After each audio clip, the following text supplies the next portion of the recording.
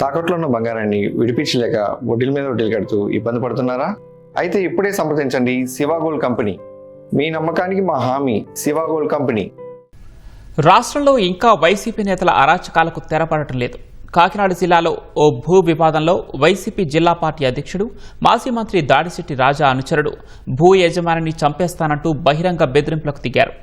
రాజీకి వస్తే సరే, రాకుంటే లేపేస్తామని భయపెట్టాడు. కేసులు మాకేం కొత్త కాదు, జైలుకు వెళ్లినా బెయిల్ వస్తుందంటూ బెదిరించిన వీడియో ఇప్పుడు సామాజిక మాధ్యమాల్లో వైరల్గా మారింది.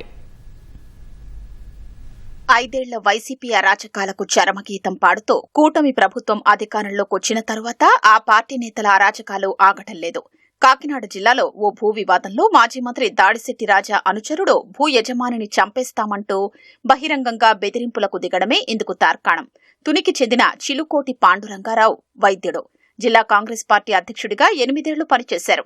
2019లో తుని నుంచి కాంగ్రెస్ పార్టీ అభ్యర్థిగా పోటీ చేశారు. ఆయన మామ పొన్నగంటి రామారావు 17 ఏళ్ల క్రితం తొండంగిలో సర్వే నంబర్ 644-2లో 2.55 ఎకరాలు, సర్వే నంబర్ 679-3లో 0.98 ఎకరాలు, మొత్తం 3.53 ఎకరాలు పెద్దిరెడ్ల కొండలరావు నుంచి కొనుగోలు చేశారు. అప్పట్నుంచి దీన్ని సాగు చేసుకుంటున్నారు. ఇటీవల రామారావు చనిపోవడంతో ఆ భూముల వ్యవహారాలన్నీ పాండురంగారావు చూస్తున్నారు. 10 ఏళ్ల తర్వాత ఆ భూమి తనదంటూ పెద్దిరెడ్ల కొండలరావు కుమారుడు సురేష్ కోర్టులో కేసులు వేశారు. దీనిపై వాదోపవాదాలు విన్న పిఠాపురం న్యాయస్థానం ఈ ఏడాది జనవరి 28న ఈ కేసు కొట్టేస్తూ తీర్పిచ్చింది. దీంతో గత నెలలో ఆ భూమిలో పనులు చేసేందుకు పాండురంగారావు కూలీల్ని పంపించారు.